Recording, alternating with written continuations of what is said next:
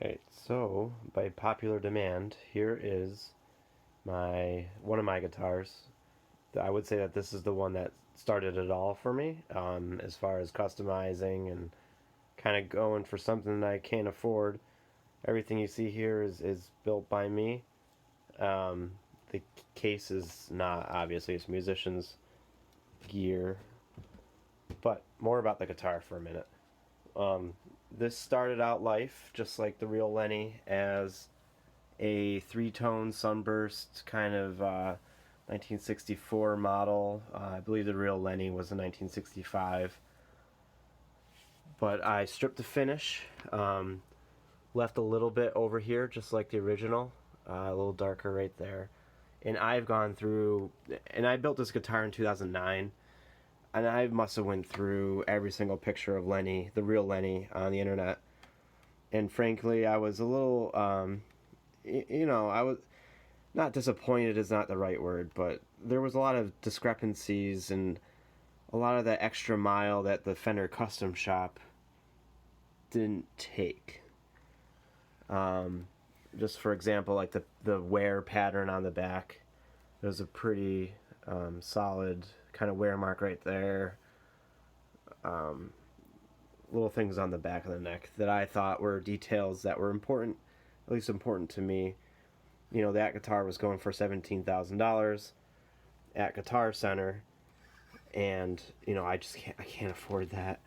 Even at the used market price when I was building this was hitting about 6,000, maybe 7,000 after shipping. So I did all the wear marks, the tuners and everything, and springs were relicked by me. The finish is a Minwax finish. I'll try to link the details of what exact Minwax that was, but in person it's very brown, just like the real one. I saw the Fender Custom Shop one at my local Guitar Center in Manchester, Connecticut, and I actually walked by it the first time because I didn't recognize it with the brown. It might be in the lighting finish. And it turns out that cameras do this fun thing called a redshift. So if you look back at Stevie's footage, you might see like the guitar is very red or kind of has like an orange glow to it. Well, that's because of the TV technology at the time and the recording, all that stuff. So for the tuners, I actually went out and found hardtail tuners and I ground them down with a Dremel to kind of flatten it out, just like Stevie's. There's the jack. You can kind of see the finish I went with. I went with a poly finish, kind of lightly put it on. It's not very heavy. I wanted the guitar to be preserved from all the hard work that I did and not wear down any further if I went with nitro or any of that. The back plate serial number lines up with the real Lenny. I got that from Axum Creations. Real nice guy. He's been around forever. I did my best to copy Mickey Mantle's autograph using a Sharpie, and then I finished over it. Let's see what else. My only goof on this, and you probably wouldn't even notice, is that when I was routing out this, and I'll get more on this inlay in a second, my tool accidentally slid out. So if anyone finds this on the used market, which I'm not planning on selling this is too sentimental, but that's one way of indicating that it was mine. The stickers were actually created by this company in Singapore that was around for a while, called Monster Creations, or Monster Relics, sorry. And they did a bang-up job with the sticker. I think that that's closer to the original than the Fender one. That was another thing I had a problem with, or I didn't really like as much about the Fender Custom Shop, is like with all their resources, they couldn't even get the sticker right. I mean, it's close, but You know, the actual truck stop one was very round. I'm not sure what they were going with the flake sort of approach. You know, I'll open her up in a second, but, you know, CRL switch. The pickups in this are Klein 65s, the vintage Lenny Stagger. Beautiful pickups, very clear, real nice. They do a good job. It looks like I got some metal or some steel wool on there. I haven't played this guitar in a while. Here's the frets. Not really that much wear, some wear on the sides from what I remember of the real Lenny.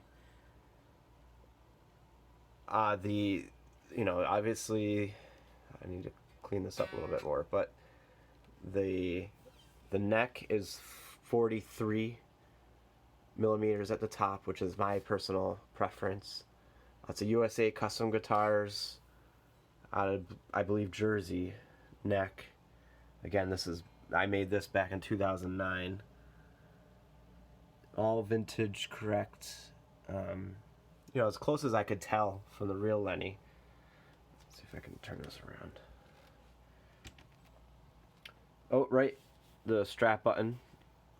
I forgot what model that was on. I think it was a Gibson model. The strap isn't the 3-inch wide. I think that's just kind of crazy. So I modernized that with a new one, just for my personal preference.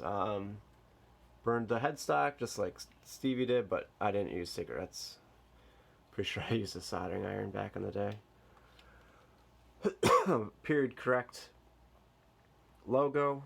There was a gentleman that, I guess the story goes, his family was the one that created the this could be true or not, but this is what the website said.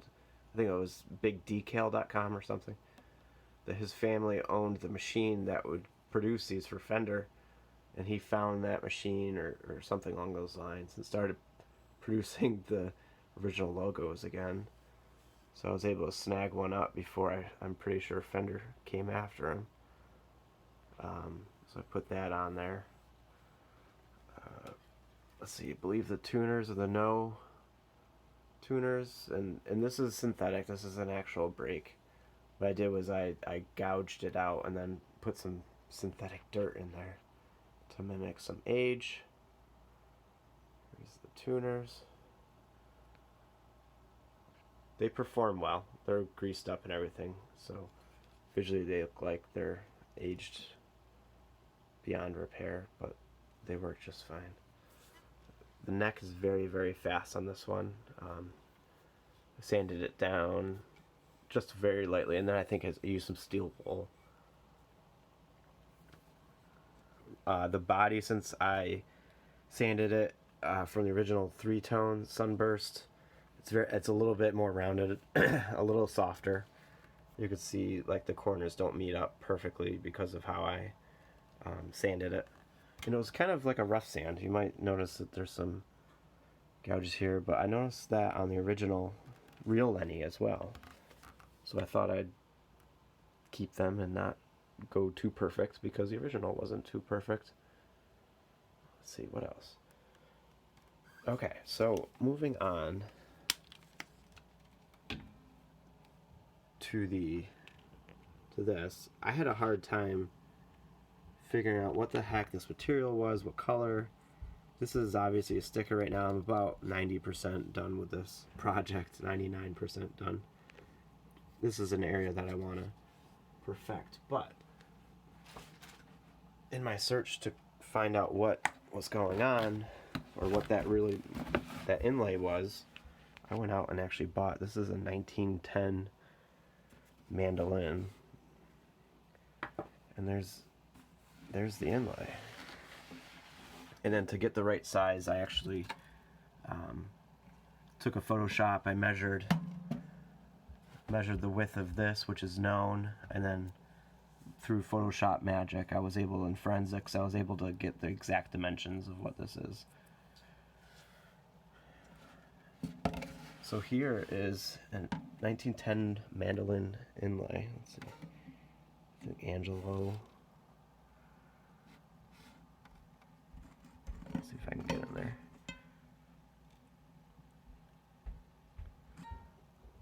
And then here's the inlay up close of the original. It's kind of like a celluloid sort of finish. It's not, so I believe it's like hardened.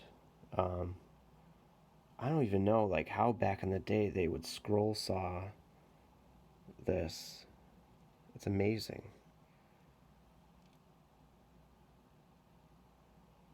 But it's quite beautiful. It appears to be like a wood sort of product. So that's kind of my last thing, is I was almost about to destroy this and then put it in Lenny, but this is a very functional instrument. I mean, it's not really functional, but you know, it's kind of a piece of history, and I couldn't bring myself to destroy it. Well, anyway, so that's that. It's a slightly different, obviously here, but that was the only one I could find on eBay around the time, after about a month and a half of keeping an eye out. This came from California. The gentleman was kind enough to ship it overnight, and I think he cost him more in shipping than it did the auction. So thank you, whoever you are. So how did I do this? Well, after I got the measurements, I got a wood block, and I don't know where that wood block is right now. I used a scroll saw, and then after that, here's a latex mold that I made. So I took a latex mold of my scroll saw work, the wood block, and then I poured epoxy, 2-part epoxy, into the mold, and that's where I got this inlay, at least the outside. And then I found, I think Giacomo, he's been around for a while, on eBay, sold these stickers. I have the gold ones that I'll transfer at eventually, or I was thinking of going another route, but anyway, I have most of it. My scroll saw work isn't perfect to do this. I don't really have a good scroll saw, so maybe nowadays with 3D printing, someone out there in internet land is making a better one, or could make a better one than what I have. But so there's the latex mold, the original from back in the day. So what also, around 2011 or so, here's my case, by the way. Sorry for the shaky cam. So it's a Stevie Ray Vaughan, and I got these stickers from Axum Creations as well. My A fell off. They're not metallic stickers. They're actually just printed and cut, dyed and cut. Let's go this way.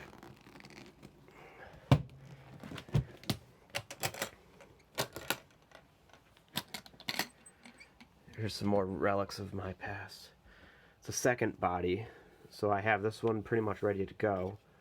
You can see that it's all 60s route. Same thing with this one.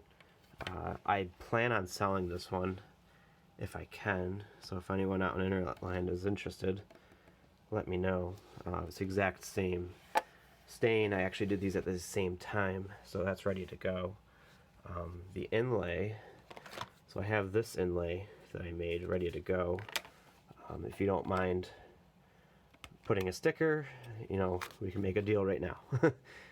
But that was my intention all along, is to build 2, sell 1. So right around 2011, there was someone on the internet, I forgot who he was, or she was, that was selling these for like 12 bucks. So I snagged one up. I wish I got more. But as you notice, they're a 2-piece. So I'm thinking, if I'm careful, I could somehow transfer that into, because obviously this is really red. It makes no sense. It doesn't even look right. It's not the right size for the original, but it works for those who want that sort of thing. But I was going to see if I can melt that into here somehow. Just the scroll work, of course. So for electronics, not that one, but I got these Lux capacitors, vintage, the true, and then of course the correct cloth wiring. Try to do it per original.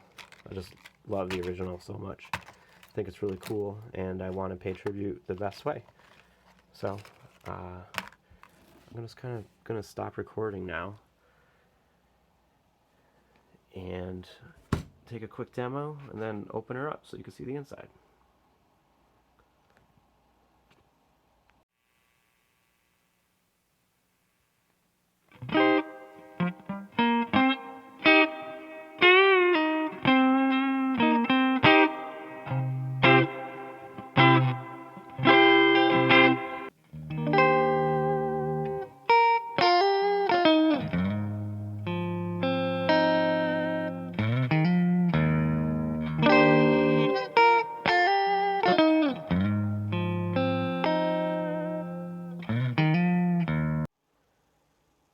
Alright, so finishing up here, the strings are really dead on this when I did the demo, so I might redo the demo.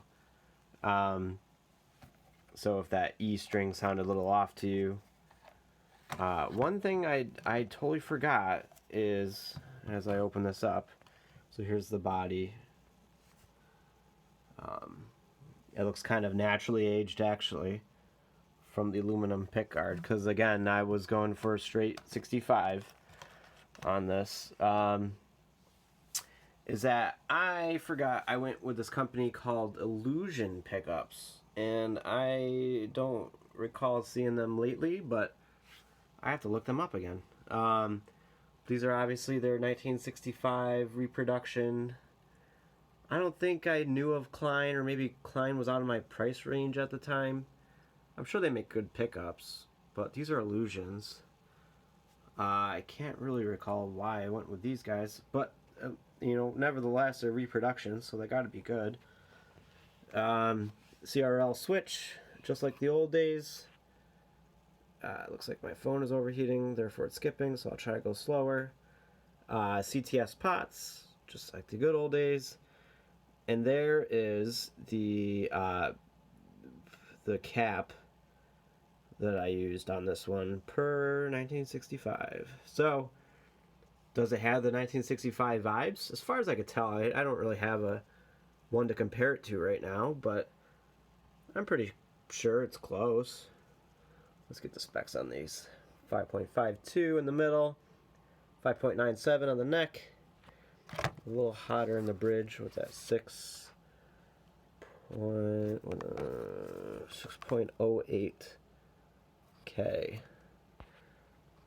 Not that much hotter, but it's hotter in the bridge. Anyway, so I think this rounds out my... See, look, there's the little cavity per the 60s.